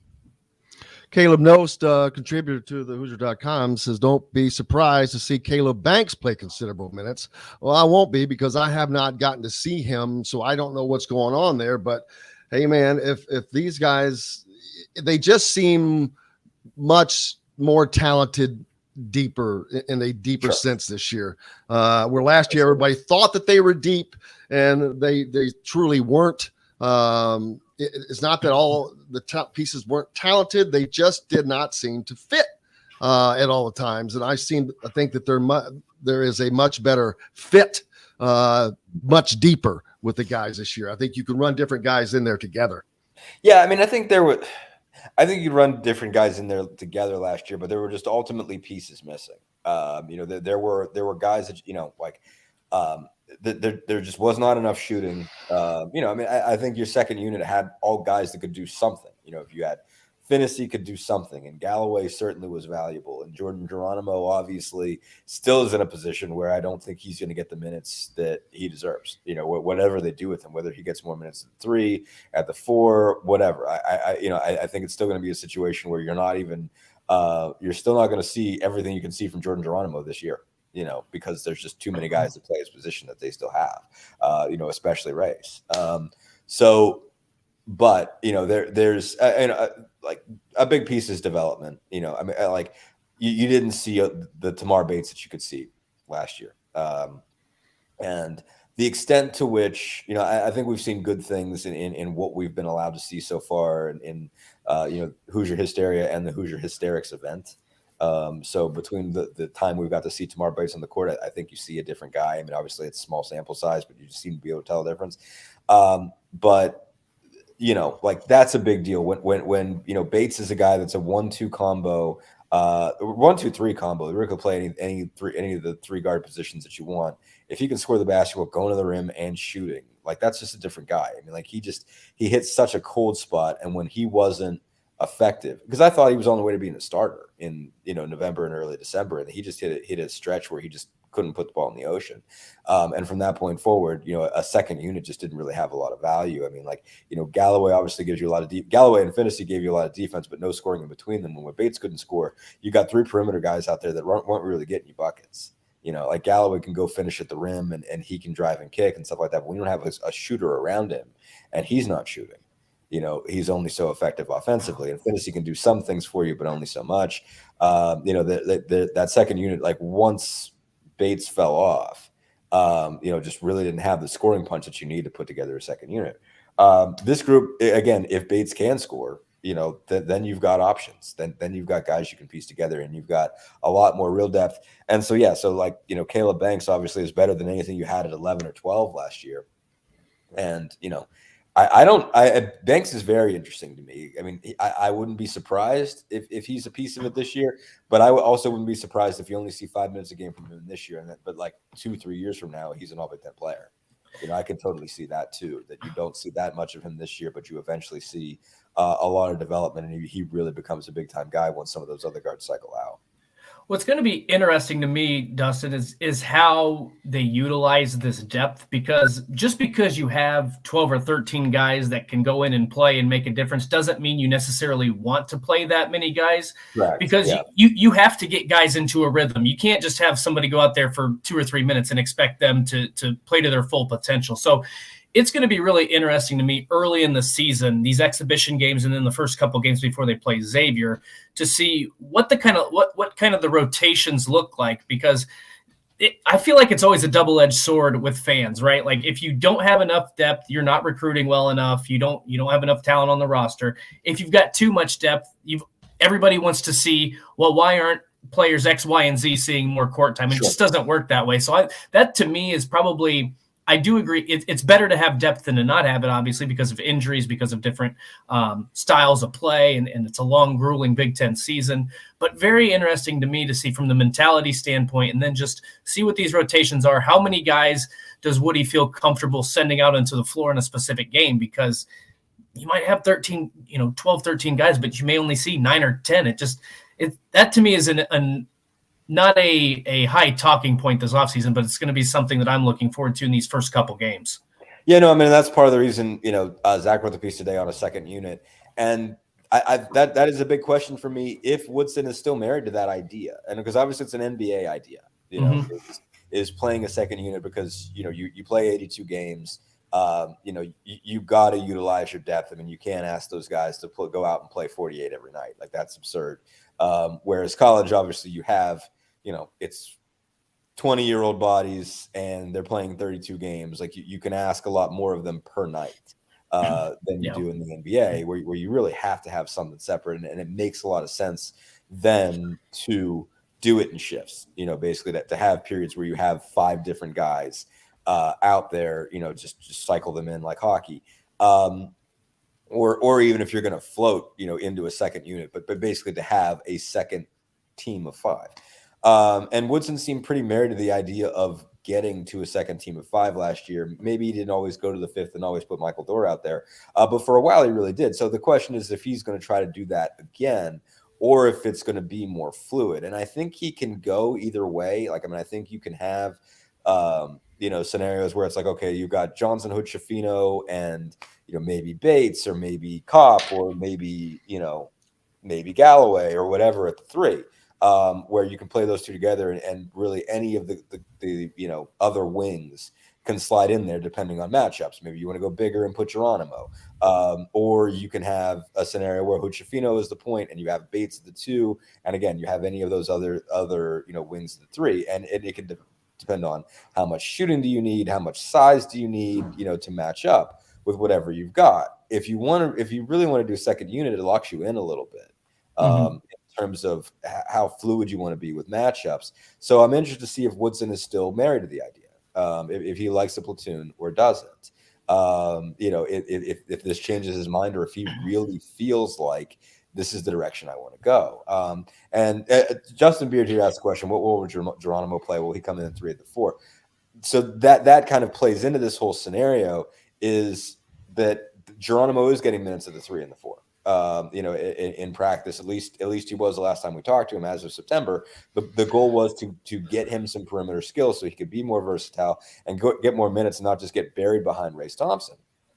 And Indiana is a lot bigger this year, Dustin. I mean, think about the size. I mean, you've got Caleb Banks, Malik Rayno, Race, Trace, Logan Duncombe, who their teammates are saying is there. So that's just the size. That's your bigs. That's before you get to Jordan Geronimo and Tamar Bates and Miller Kopp, who at 6'6" are playing hopefully a little bit bigger than that. So Indiana is bigger, more athletic this year without question, all the way around. Xavier Johnson's their guards are bigger. Yeah, Xavier Johnson's the smallest scholarship guy on the team, right? 6'3". Yeah, I mean it's even the guards have gotten bigger. Yeah, no, I mean CJ Gunn is skinny still, even though he's put some muscle on. But I mean he's 6'5", and got length and has wingspan. So but yeah, going to that point, you have all these big guards and these big wings, so you can play, you can play a lot of guys that are nominally 2s at the 3. But you could also play, again, Jordan Geronimo, a nominal 4 at the 3. You can play Caleb Banks, who can be 3-4. And also, Reno, you can play 4-5. And so it's like, okay, like when you have all those guys that have at least a second position, and you can play around with combinations. So locking them in that, all right, like, Tamar Bates is your second team 1, and Galloway is your second team 2, and Geronimo is your second team 3, Raynow is your second team 4, and Duncombe's your second team 5. Like you're locking those guys in a little bit, I think. And it almost makes a lot more sense to have it more fluid and say, okay, you could play, you can play Jackson Davis and Rayno together. I mean, and Jackson Davis claims you can play him and Duncombe together. I guess you could do that. I don't know if that's, high on my list of greatest front court combinations that this team needs to have. But, you can play Thompson and Rayno together. You can play Thompson and Geronimo together. I think against certain groups, maybe against. Yeah, Caleb pointing out that Jordan Geronimo's role will be based on his ball handling improvement until he sees that come along fluidly. Has him slotted at the floor 4, and I agree with that. I mean, if he had the ability to create his own shot, my God, he would be a dangerous player. He's not a dangerous player now. He's a player that you can get good things from, especially on the defensive end. Right. I would say he's not what I would call dangerous. The one place I would push back on though is that, that's what he was at the end of March.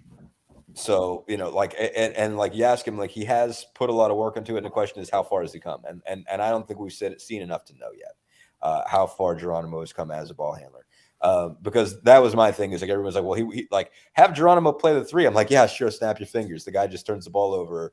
He's got like 7 assists to 31 turnovers. Like, all right, like we're talking a drastic, improvement that he's got to make. Well, I don't know. I mean, he did work on it. So I think we still need to see how far did Geronimo come as far as ball handling is concerned. I don't think we saw enough in the limited amount of scrimmaging we saw to see if he's any better or not. I really don't know. But I think if he can really handle the basketball and you can play him real 3 minutes, that makes a difference.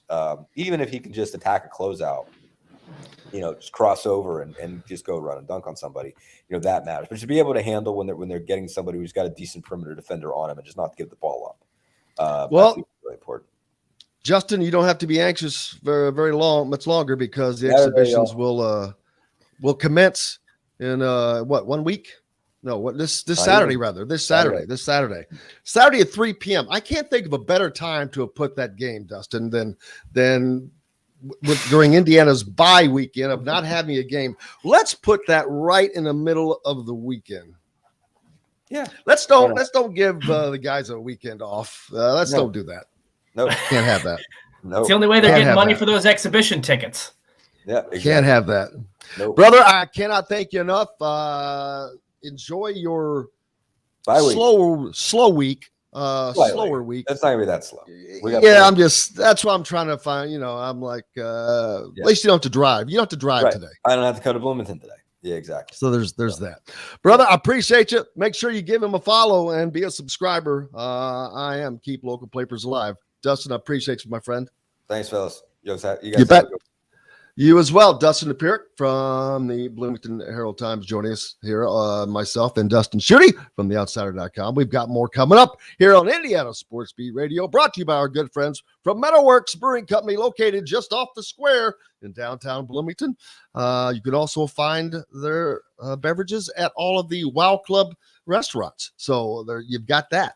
You can get the growlers, the whole deal. And they've got some pretty cool ones.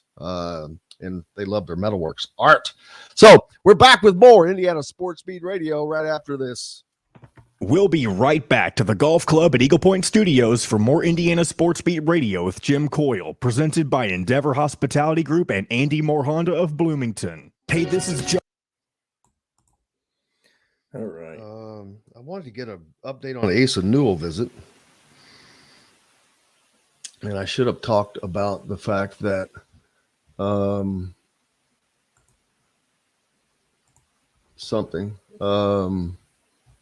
where was it? Go backwards. Damn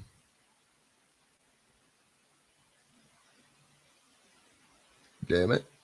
Janet. 2024 top 50 guard Rakis Passmore scheduling Indiana visit. That's also new info on Mason. I tell you, I know the fans like it, but I'll be damn happy when we're not talking about recruiting every week when we're in regular basketball season. Yeah, man, you don't ever. Unfortunately, it never ends. I mean, I know what you're talking about, but like that won't be the primary topic of conversation when it comes to basketball when the season's in play. Is what I'm getting at.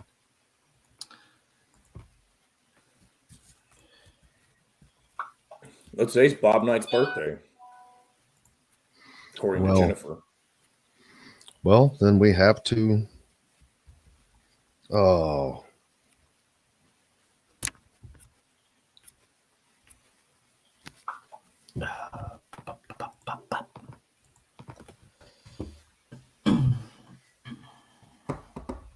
And I'm excited for basketball season. I just hate that football can't complement it this year, much like last year. That was a problem, wasn't it? It was a problem. My gosh. What did we use?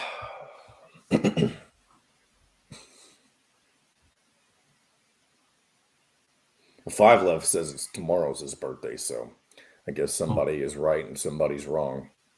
Well, it's like the Indiana 700 losses. Was that last week or this week? I've seen both. I don't know. Caleb also says I make him feel attacked, saying about the recruiting. It's not about the people who cover recruiting. It's just about I don't know. We're talking about high school prospects, you know. D. Snyder, baby. D. Snyder. D. Snyder, you know. D. Snyder from what was the rock band? Number of memberships available, so go to eaglepoint.com right now and get yours today. This segment is brought to you by Courtroom Sports Grill in Bedford. Now back to the Golf Club at Eagle Point Studios for more Indiana Sports Beat Radio with Jim Coyle, presented by Endeavor Hospitality Group and Andy Moore Honda of Bloomington. Welcome back. Hope you're having a good start to your Monday. We're trying to get that accomplished for you here at Indiana Sports Beat Radio. Jim Coyle, Dustin Schutte with you as always. Been a great day already. Don Fischer with us and Dustin Dopirak. We've already talked to them. Man, it was a fun weekend in college football, Dustin. Yes, it was. I mean, first of all, how about this? This is forward thinking instead of looking back. But the spread for the Iowa Northwestern game is already set at 31.5 points, which if that stays. The who? Wait a minute, the which? Iowa Northwestern, 31.5 points, which is the and I'm lowest. assuming Iowa's a favorite, right? Let me check really quick because I did not see. I'm assuming they would be. I'm sorry. Did you say that's the over and under? That 31.5 is the over under, which is the lowest I believe ever. And in that game, Iowa's an 11-point favorite. So that would be somewhere around 20-9, 21-10, 21-10. Wow. Well, that's easily doable. It is very doable, but you just don't ever see a line at 31.5. I think that's the lowest ever. Well, Iowa was a 30-point underdog to Ohio State over the weekend and was leading them 10-0 or 10-7? 7-3. 7-3. And I'm like, then wasn't it 10-3 at one point? No. But it doesn't matter. Because I was like, wow. I said, they're a 30-point favorite. And then I heard the final score and I just laughed. It was their defense actually still played really well. They forced three turnovers, I believe, in that game. Two turnovers in that game. And I mean, early on, you thought maybe the defense could do something, but their offense is just so bad. They had 8 first downs and 6 turnovers. They were 1 of 13 on third down. They had 158 total yards in that game. I mean, I don't think any. Yeah, it was terrible. So that wasn't the most exciting. As I mentioned, now I've sent this to John. The Boilermaker special got pulled over while in Madison. A bad omen before the. Oh, we got this. Look at that. I meant to ask Don Fischer about the while he was doing the broadcast at Rutgers. Every time they would do something good, they had one of those damn train wheels. He's like, "What the hell are we at Purdue?" I mean, and they pull on that thing for a minute, and it must have been like right next to their broadcast booth because I heard it unfortunately too often. But I did not know that. Jim H asking if Dustin and me are going to dress up on Halloween. Skipper and Gilligan, John the producer could be the lead singer of Nickelback. There we go. Let's see. Hey, I listed out my Halloween ideas in a video I posted on Twitter. So You did what?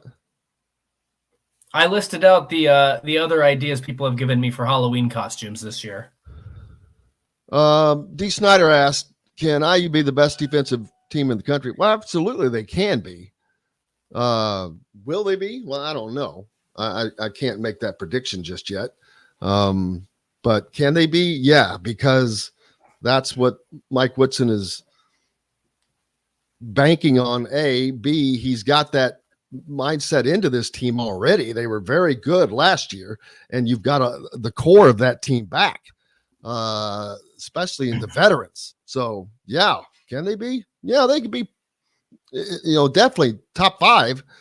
I mean, can they be the best? Yeah, they could be the best, but top 5, I think, yeah, especially with the length that they have. I was just going to say, I think you have a lot of guys on that team that can guard multiple positions. So, and with that combined with, you were just talking about Xavier Johnson being the smallest scholarship player. You can guard a lot of positions. You're not giving up a lot. This team is incredibly athletic. I don't know that they will be, but they have. Let's just put it that they have the potential to be one of the best defensive teams. It's going to be interesting to see what they do statistically, but they're going to have their work cut out for them because they're playing a lot of athletic teams in Xavier, Kansas, Arizona, North Carolina early in the season. And then obviously you got the full Big Ten slate. I think that they match up. Part of the reason why I think IU is one of the favorites in the Big Ten is not just because they have all that returning experience and because you have guys that you expect should make a jump in the shooting department, but it's because they're going to be so sound, or they're expected to be so sound on that end of the floor that they should be competitive and winning every single game solely because of their defense. And if they take the next step in the shooting category, if they got some developmental help there from Mike Woodson and the staff in the offseason, that's what's going to put them up there with Illinois, Michigan, some of those other teams in the Big Ten. Well, I think Indiana shooting is going to be fine. They do not have to lead the world in 3-point shooting. I keep saying this over and over. You just need to be efficient, especially with the playmakers they have and the inside talent that they have. It's going to open up for a lot of mid-range shots, and it will open up for Miller Kopp and whomever else to take some shots from out there. They just need to hit those shots. I mean, Miller Kopp, take 4 a game. You hit 5 a game. You hit 2 out of 5 a game. Boom, there you go. You're solid. But we'll see. We'll see how that works out. We'll have, we got plenty of time for that as the season is not even started yet. So, but we're 2 weeks away. Well, I know it's starting from. I know. I'm just saying it's crazy how quickly it approached. That's all I'm getting at. There you go, Twisted Sister. That's what I was trying to think of. Dee Snyder from Twisted Sister. I don't know singers of any band. I'm just going to point that out right now. John, the producer, is right because we end up spending a lot of time on players that they won't ever care about again. For the most part, you never care about Deshaun Harris-Smith ever again. They were talking about recruiting. What was the comment I missed on that? I think We were just talking about we're going to shift from recruiting to more of the on-court stuff. That's all. We should dress up as Fred Flintstone. Who is Kazoo? Kazoo. Yeah, I don't know what Kazoo is or who Kazoo is. Is. Fred Flintstone Kazoo. Yeah, I doubt that I will be dressing up for the show. Hey, you know what? We could dress up for the show. But I don't know what the hell I would dress up as. I'll be completely honest with you. I have to think about that. We're going to think about that. We're going to put some thought into that, except for I will have to go to the press conferences immediately after that. So it's got to be something I could get out of very quickly, because I am damn sure not going to any press conferences dressed up like that. We could be like the Dan Mullen, where he dressed up as Darth Vader for the post-game interview one year. I think Five Left's meant Gazoo. The guy with like the big helmet and the horns, the antennas coming out of his ear. I don't. Wait a minute. You can Google the Great Gazoo. What's happening? That's dumb though. That should be. It's got to be. If it's Fred Flintstone, it's got to be something related to Fred Flintstone. That would not make sense. Anyway, Caleb Nost, again, contributor to the Hoosier.com, says you never know what names you might hear about again in the transfer portal world. Especially for Indiana and the 24 class. And speaking of the 24 class, 2024 4-star wing from Combine Academy in North Carolina, Raquise Passmore, has scheduled an official visit to Indiana. His coach confirmed with the Hoosier.com. Passmore will be on campus November 6th through 8th. That coincides with the first game of the season for Indiana on November 7th. Next week, Passmore is ranked number 48 in the Rivals 150 class of 2024 rankings. He is a 6'5" wing with extreme athleticism. Currently, he has offers from Indiana, Kansas, Tennessee, North Carolina State, Illinois, Auburn, Oregon, Virginia, LSU, Memphis, Houston, Ole Miss, and there are others as well. Indiana assistant coaches Yasir Rosemond and Kenya Hunter have seen him play multiple times this fall. They were both down for an open gym in early September, and then Hunter visited him again this week. So he has scheduled a visit in for that game, and that's a 2024 guard right there. Indiana still has some open spots in that 2024 class, but we'll see what they do with that. A lot of us expect them to hit the transfer portal, but you never know. There's always late home runs you can hit. Yeah, I mean, it's a nonstop business.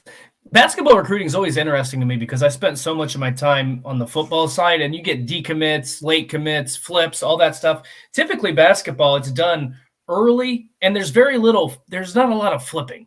Once a kid's committed, unless there's a major coaching change, that kid's pretty much committed. And I think it's because the coaching staff typically gets to spend more time. They get the on-campus visit. They get a little bit more of an intimate setting and experience. Whereas football, I mean, you got to send out offers to 300 kids at least. So it's always interesting to me. It's nonstop. The transfer portal's completely changed the game. So you never know what's going to happen. Nope, because we're sitting there talking back and forth between basketball and the Great Gazoo. I would never. There was some confusion that someone initially called him Kazoo. I don't recall a Martian on the Flintstones. By the way, this is a consistent theme that everybody that wants me to dress up, it accentuates a very round-shaped head that I have. And this guy wears a helmet that is perfectly round. It looks like a giant basketball with antennas coming out of it. So, well, the only one I remember is the Martian from, I think it was the old Hanna-Barbera Bugs Bunny stuff. Looney Tunes, yeah. He had the high voice. What do you call his gun? I don't know. I don't know. Nobody calls his gun. This is the X5 Terminator 16 Tracer. That's a pretty good Marvin the Martian. Marvin, was that his name? Marvin the Martian? I'm almost 100% positive it was Marvin the Martian. Yeah, we may have to think about it. Oh, there you go. I like that. I can go as Johnny Depp and you can be Amber Heard. Oh, God. I love that. I love that idea. That's a great idea. That would be funny. Is this because I'm funny? Oh, You know what? I probably something shouldn't. Funny. I shouldn't say that. So I'm not. And something like that is funny. It's got to be funny. It's not Fred Flintstone and that crap. It's got to be funny. Something topical and funny. How about that? So, y'all, you got to give up with some better ideas than that. Soda pop shooting from the outside, or what? I just missed that already. Soda pop shooting from the outside. That doesn't. I'll come out shirtless. Oh, that'd be a great talking point on YouTube. No, thank you. That would not be a good topic. We got to give the people what they want. No one's asking for that. John, are we missing a break? Or are we good? You can go ahead and take it now if you want to. That's fine. All right, let's do that. And that's right. Tonight, when we'll come back, we'll talk about it's Peyton and Eli night, baby. So we'll talk about that and much more here on Indiana Sports Beat Radio, coming to you from high atop the 18th fairway from the Golf Club at Eagle Point Studios, brought to you by Cabello Restaurant, where you can taste the great taste and traditions of Southern Italy right here in Southern Indiana, located right on the square on the north side and a part of the WOW Club. Make sure you go to your Apple app or Google Play Store, sign up, start earning WOW rewards today. We're back with more right after this. We'll be right back to the Golf Club at Eagle Point Studios for more Indiana Sports Beat Radio with Jim Coyle, presented by Endeavor Hospitality Group and Andy Moore Honda of Bloomington. Whether you're visiting Bloomington or... Hey, just a little, I know Mondays are confusing, but I'll always pop in when it's time for break. You don't have to ever ask, because that's not always the best radio, obviously. Just, I know you know that, but sometimes. Well, yeah, no, I agree with you. And that reminds me, if it appears that one of us is going out, we need to not say that. What do you mean? What are you talking about? Like Dustin, like if it appears I'm not having something, just deal with it in your head. Don't talk about it out loud. I don't think anyone did today, did they? Nope. What you just said reminded me of it, though. I've been meaning to say it. I don't follow. Like if you think that my stream is frozen. Yeah. Don't mention it. Don't talk about it. Just keep going right ahead. Somebody asked for a picture of Gazoo, and I'm currently getting it uploaded. Hopefully shouldn't take that long. And I've got to get people out of the habit of this. This is not a morning show. Well, the commenters can say morning all they want. Yes. We just have to not say it ourselves. Yes. Yes. Here's Gazoo, by the way. See, no idea who that is. Never, no. Don't. I thought he was on the Jetsons, to be honest. That's what I was thinking. Now let me go back and look and see where he's. But he is. It does say the Flintstones. He does look like someone who'd be on the Jetsons, so. The Great Gazoo, or simply Gazoo, is a fictional character from the animated series The Flintstones. Well, yeah, somebody already posted that. Right there. Oh, he just took it straight from Wikipedia, because that's what I'm reading off of right now. Right. Well, he explains it. Harvey Korman. It's funny, dude. He was on the Carol Burnett show. It's a long time ago. Let's see. All right, let's see. All right. So no, I did just say, and Wyatt had a great one. Let's talk some baseball. There we go. Full episodes of Indiana Sports Beat Radio on the homepage or on the station every week, Monday through Friday. If we're not on a station where you live, we should be. Ask for Indiana Sports Beat Radio. This segment is brought to you by Bubba's 33 in Clarksville. Pizza, burgers, beer.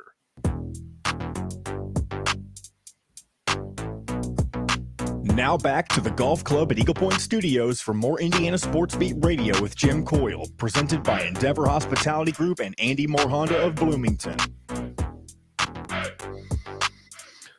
Welcome back. It is a Monday, and it's a great looking one. I hope it starts you out an absolutely beautiful week. It has been a great show already.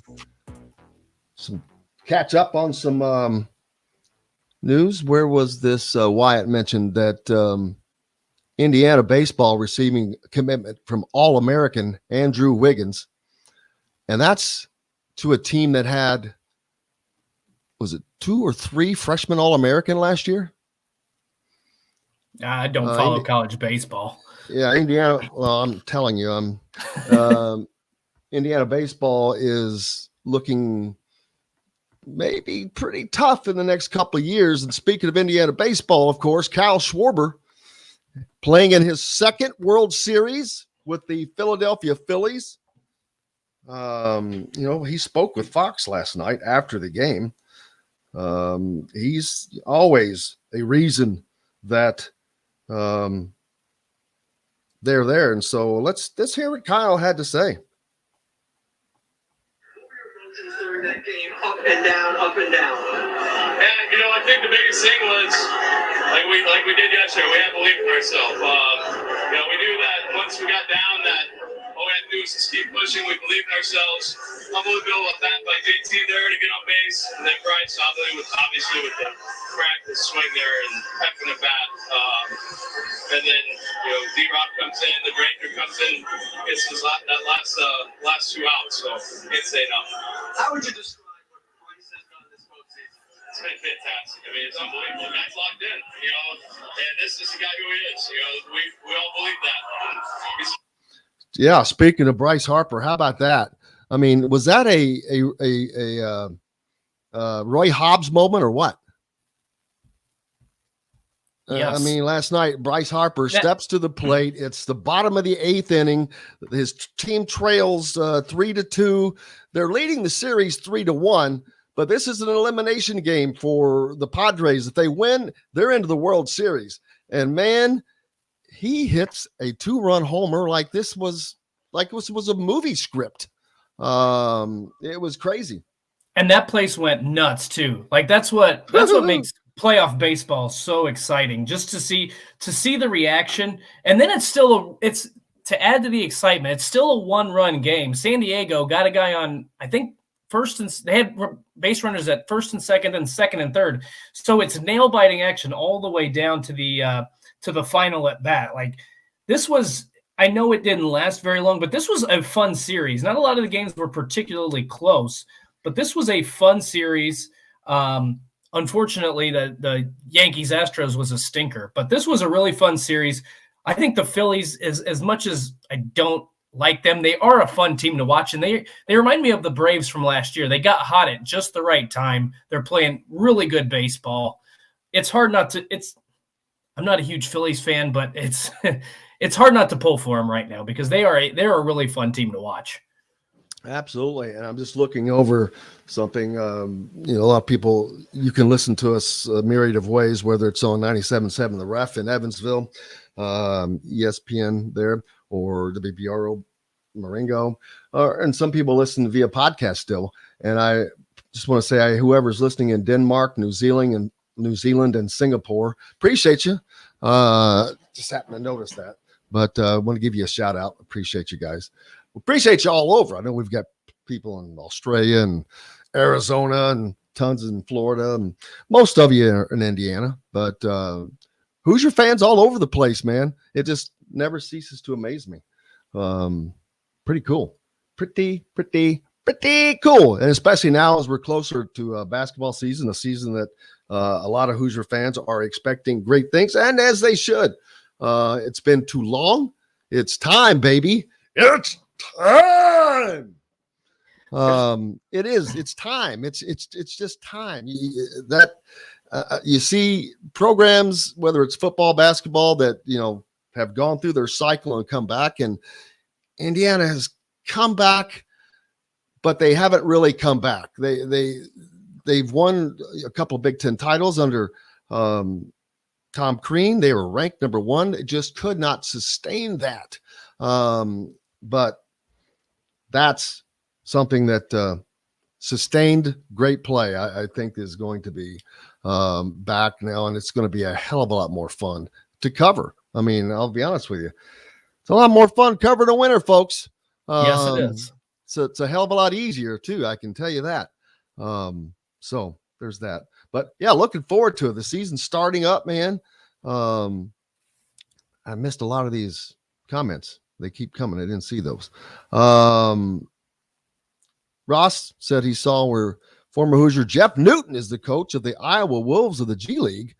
I did not know he was coaching either. Last I heard, he was with down in North Carolina, Leach. It's barbecue. Jeff? Was it Jeff? No. Daggone it. Too many names.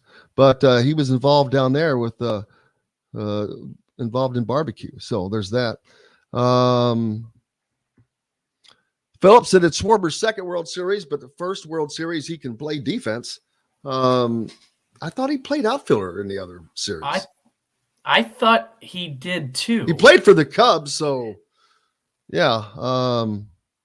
So we'll see. Caleb said they greased the light poles in downtown Philly, and his brother said they still climb them anyways. They did. Yeah, that happens. That happens. You see that? I'm like, first of all, I've got no desire to climb any pole, much less one that's been greased. I mean, now you're just going to get what you have to just ruin your clothes. That's probably true. That. Maybe they don't care. I mean, clearly they don't care. Wyatt says the most electric moment of the postseason for Major League Baseball was the Rice Hopkins bat spike against the Braves. Well, that's too long ago. But there you go. There's that. How about the Phillies and the Astros? Astros can't be a shock. The Phillies, that's a surprise, of course. But I'm cool with it. We get to watch Schwarber. I'm cool with the Phillies. I still don't. I'm never going to be okay with the Astros ever again. I hate them. Cheaters. Yeah. I just think cheaters. Exactly. And there's no punishment. So I mean, whatever. You're not going to convince me that they're not cheating somehow still, but that's because there's absolutely no punishment. There was no reason to not do it again. Whatever. I think everybody, just like last year, I think everybody outside of Houston is cheering for the other team, no matter who's in the World Series. Ed says that Philadelphia fired, reminding her that they fired Joe Girardi earlier in the season. That's right. I forgot about that. Me too. Crazy. Here's an idea from Five Lefts that I like. Dustin can dress up as Robert De Niro's character in the movie Taxi Driver. That is a great idea. I like that. There you go. You would, yes. Without the glasses, I see it. You got the shaved head already. Well, yeah. Without the glasses, I have a lazy eye, so it will not go well for me. Jim Harbaugh says, there we go. Norman Dale and Jimmy Chitwood. That's not bad. You have a Hoosier shirt, don't you? I don't. Well, it's just a T-shirt. Okay, well that still fits. You have to. I guess you'd have to dress up in like a suit. Well, if I'm Norman Dale, yes. Right. Yes. George Leach, absolutely. George Leach, ooh-wee barbecue. Yeah, he's got his ooh-wee barbecue going down, and that's the last I heard that maybe he's still working with him down there because it's probably not that long of a season, but that's very cool if he's doing that. I'll have to check into that and see if that's the case. But let's see. Philip, returned from injury, wasn't allowed to play defense in Cubs World Series. Oh, okay. Yeah, I don't remember that quite, but there you go. So he gets to play. What would have been a better series doesn't matter, but Phillies or New York or the Braves, again, I'm going to go with the Phillies. They beat the Braves. Yeah. So, and again, baseball is all about getting hot at the right time. I mean, you can have teams that play well all season. Look at the Yankees played well all season. The Braves played well all season, but at the end of the year, they lost, I think, either 3 of their last 4 series or 4 of their last 5 series. The Phillies were playing really good baseball at the end of the year. So, I mean, you got the two probably hottest teams in baseball. What more could you ask for? I want to see teams that are playing their best, and that's what we got. You talking to me? You talking to me? I don't see anybody else here, so you must be talking to me. Man, you have got to get your movie credits up. My portfolio. That's Taxi Driver, one of the greatest movies ever. Of course, it's older, but still, it's a De Niro classic, man. I've seen a lot of De Niro character if you don't watch the movie. That's true. I wonder if it's on can't have your pudding if you don't eat your Apple. Let's see. I've seen Casino, Goodfellas, The Irishman. I'm sure there's others in there that I've seen from De Niro, but I can't think of them off the top of my head.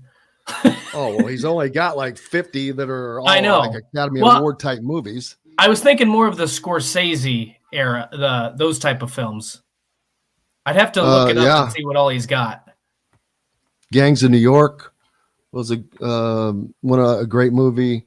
He wasn't in that, but yeah, love them all. The Truth says, I told you I need to dress up as the Three Stooges. Well, that would not be too far off either. We do have Three Stooges here, so there's that. Tua Tagovailoa led Miami over Pittsburgh last night. He looked pretty damn good. Yeah, for someone coming off of the injuries he's come off of. I was like, he's making throws that are just,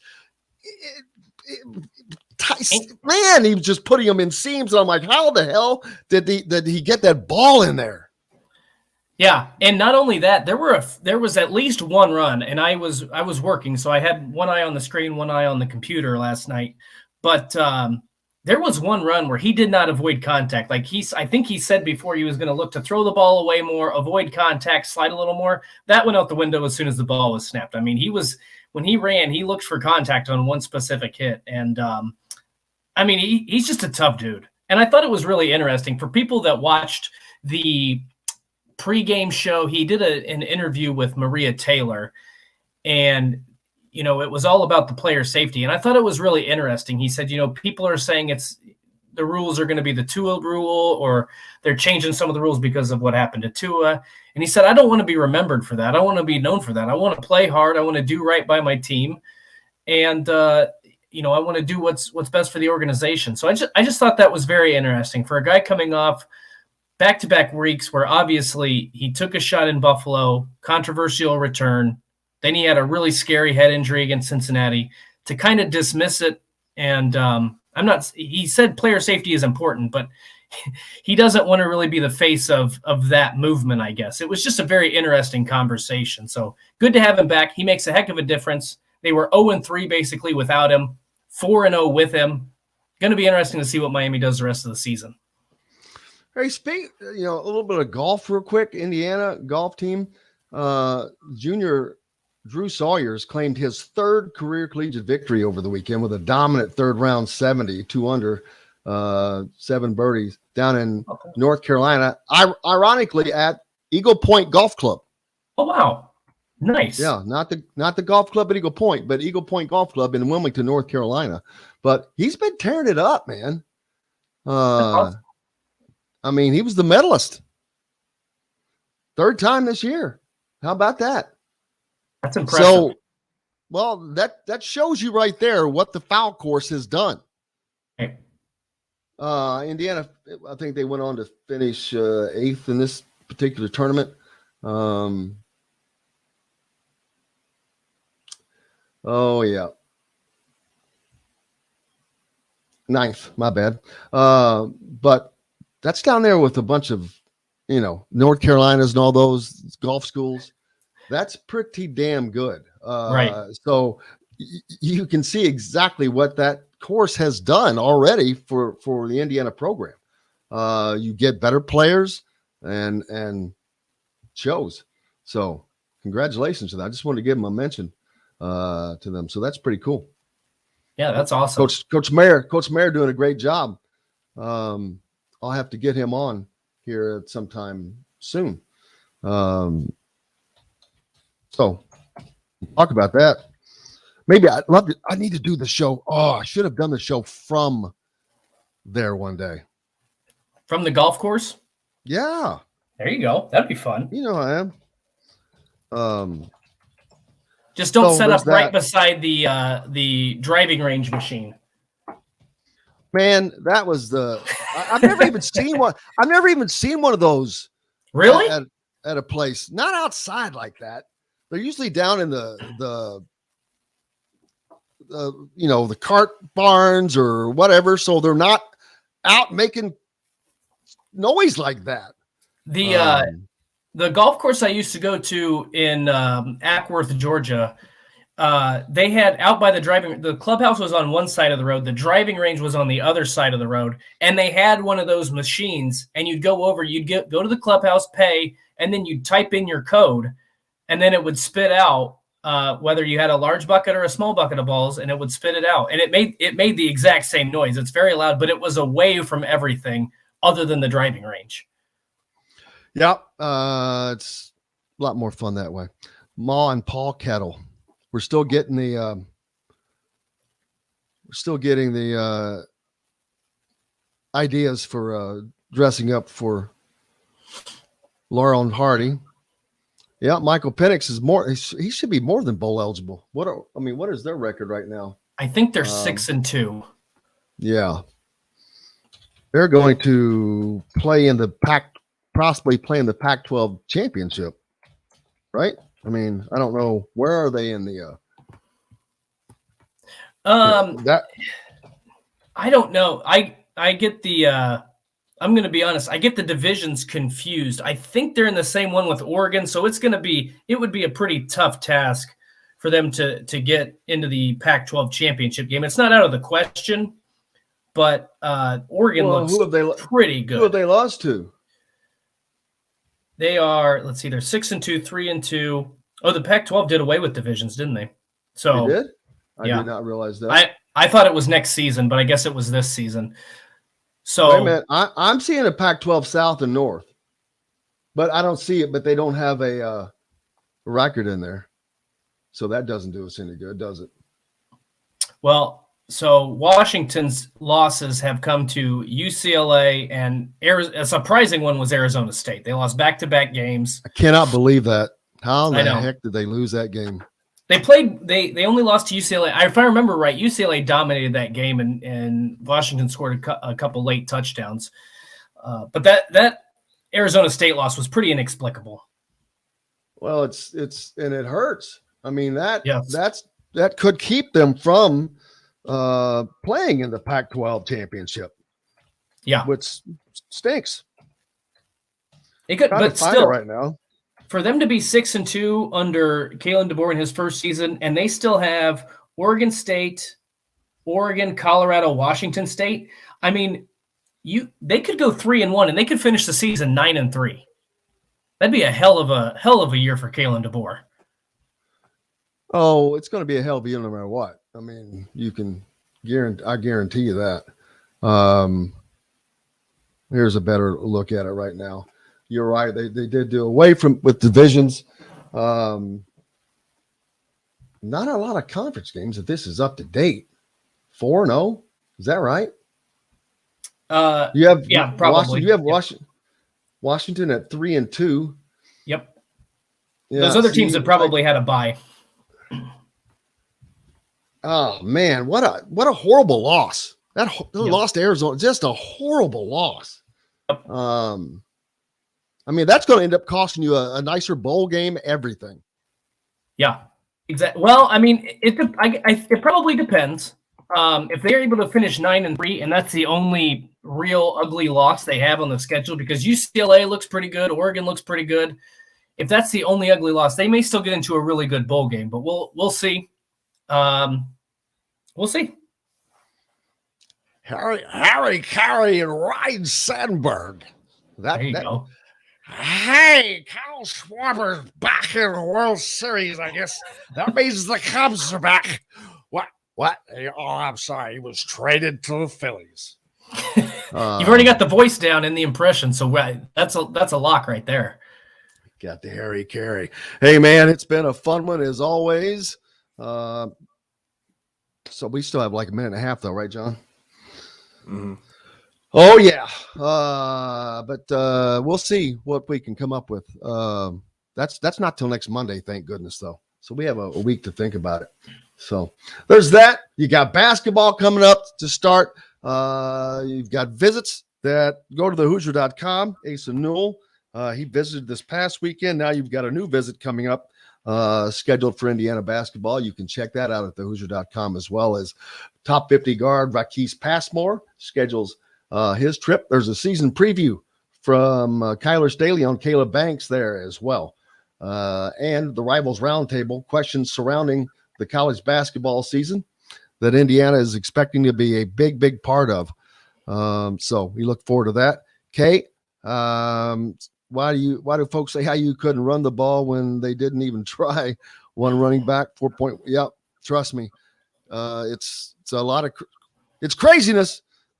Thank you for joining us, Kay, though. We appreciate you and your comments. And most importantly, thanks to all of you.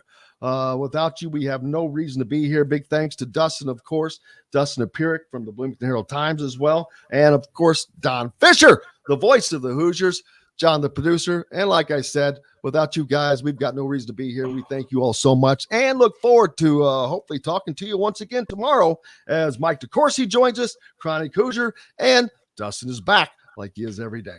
Until then, I'm Jim Coyle. I will see you on the radio. Thanks for listening to Indiana Sports Beat Radio. Be sure to subscribe to our YouTube page for more clips and team coverage of Indiana basketball, football, and more. You can also find full episodes and tons of other content on thehoosier.com. We'll see you next time for another edition of Indiana